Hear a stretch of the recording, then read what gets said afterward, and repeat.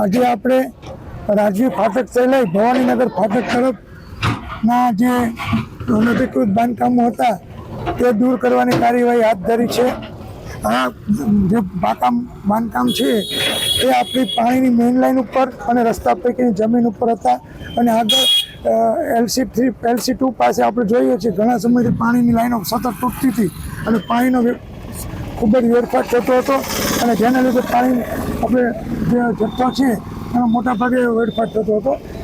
તે કારણોસર આજે આપણે આ લોકોને અગાઉ જાણ કરી હતી તમામ રહેવાસીઓને, અને તમામ રહેવાસીઓએ દુકાનદારોએ પોતાની રીતે સ્વૈચ્છિક રીતે પોતાનો માલ સામાન ખસેડી અને જે એના સ્ટ્રક્ચરથી ખાલી કરી આપ્યા છે। એટલે આપણે આજે સ્ટ્રક્ચર દૂર કરવાની કાર્યવાહી ચાલુ કરી છે। અહીંના લોકોનો ખૂબ જ સારો સહકાર છે, આપ જોઈ રહ્યા છો।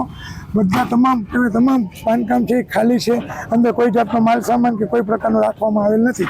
જે કાર્યવાહી સાદી પૂર્ણ થયા બાદ તાત્કાલિક જ્યાં પાણીનું રિપેરિંગ છે લાઇનનું એ હાથ ધરવામાં આવશે, જેથી કરીને પાણીનો જે બગાડ છે અને જે મુશ્કેલી છે તે પણ હલ થશે। ટૂંક સમય પછી આ રોડને પણ આગળ કાર્યવાહી હાથ ધરવામાં આવશે।